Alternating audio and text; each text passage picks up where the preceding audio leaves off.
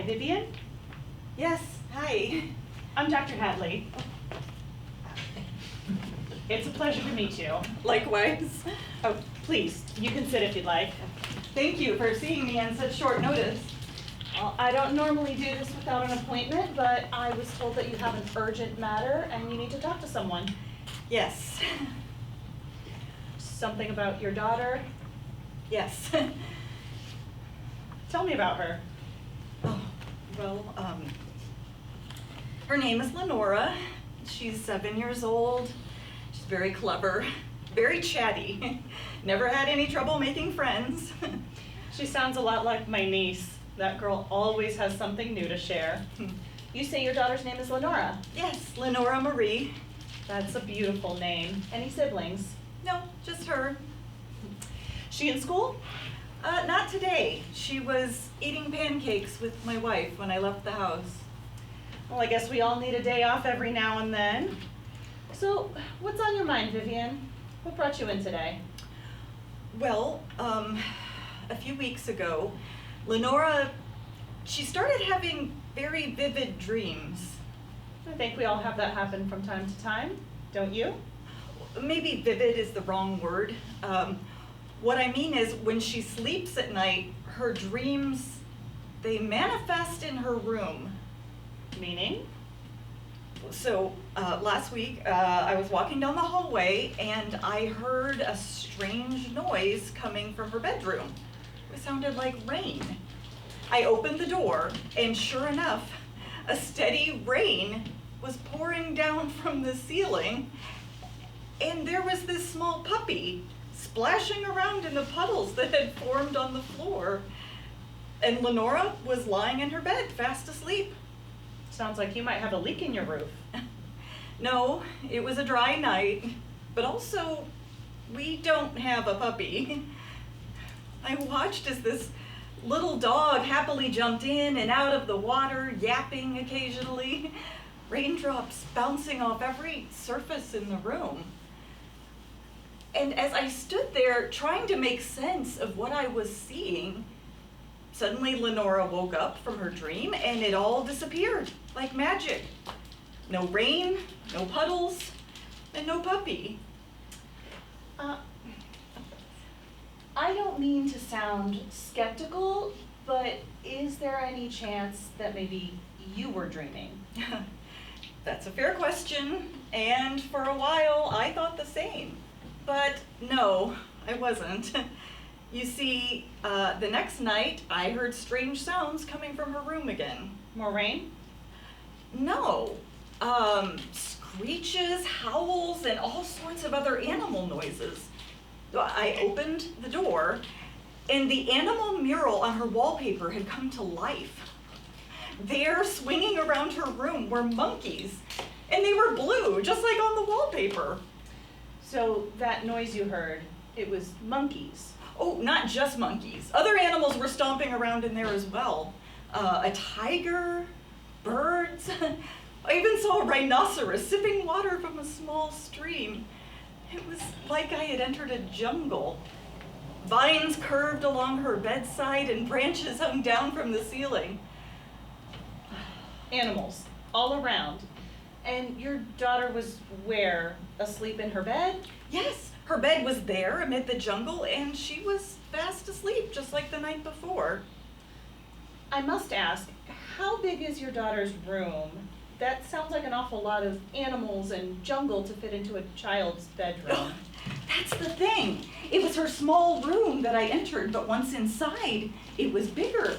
The space expanded in some way. An endless landscape of wilderness. Well, that must have been quite a sight.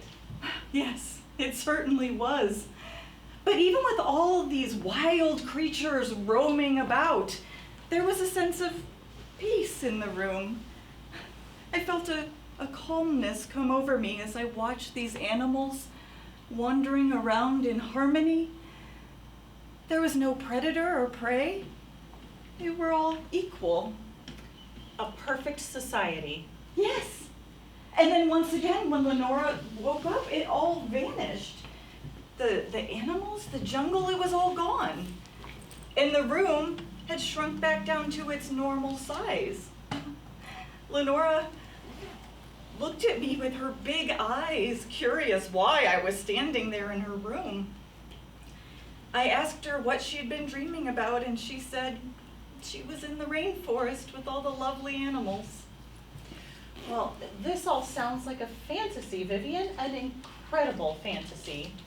She has quite the imagination. This went on and on for weeks. You know, every night something different. I've seen flowers grow from her bedroom floor, a rainbow arching over her bed. Oh, I've even met Viking Vanessa in person.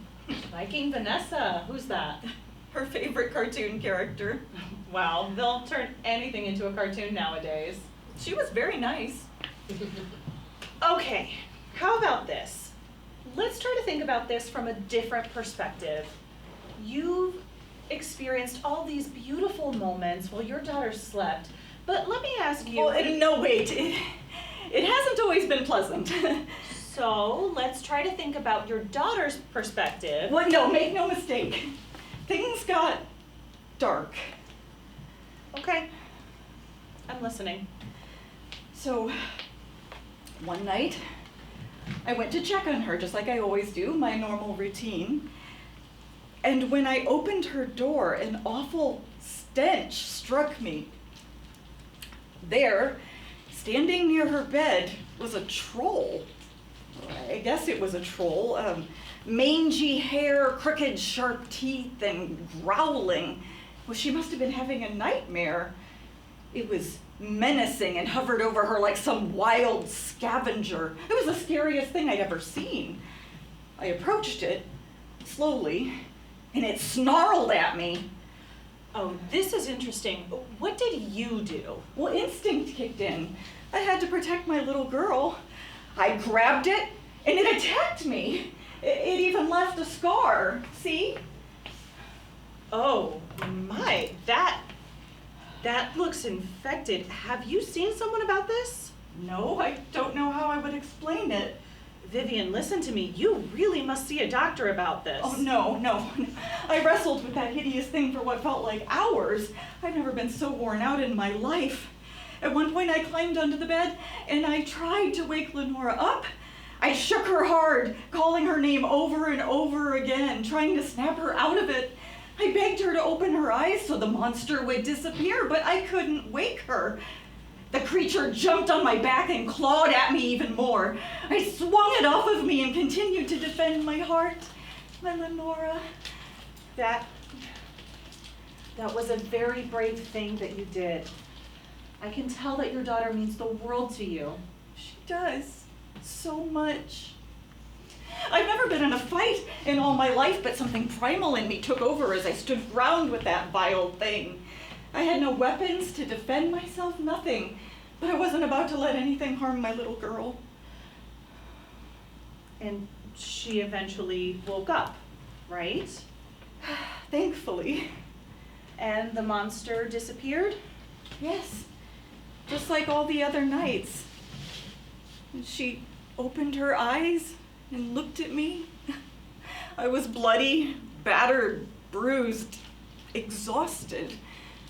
But then LENORA reached out her arms and asked me to come to her, to get close. I could hardly move, but I did as she asked. And then she hugged me, harder than she ever has before. It was like she knew the battle I had been through to try to protect her. Vivian, I can tell, I can feel the love that you have for LENORA, truly. I have no children of my own, but I can see that you are a great mother. My daughter is all I have in the world. So, why today? You say this has been going on for weeks. Why did you wait until now to come see me? Well, last night was different. What happened? Last night was calm. It was the calmest night in weeks. I went to check on LENORA, and I saw my wife sitting next to her, holding her hand while she slept. The room appeared normal, and LENORA looked very peaceful. No nightmares, no nothing. That's great. That's progress. As I stood there, LENORA woke up and sat up in her bed. She looked slightly confused. But then she wrapped her arms around her mother and laid her head on her shoulder. I asked LENORA what she'd been dreaming about, and she said she couldn't remember. Well, then my wife kissed her on the forehead and eased her back down. And after LENORA went back to sleep, my wife and I went to bed. It sounds like things are getting back to normal. No creatures, no scenery, no visions in the room at all. Whatever was going on, it sounds like it's over. Dr. Hadley, my wife died 6 months ago.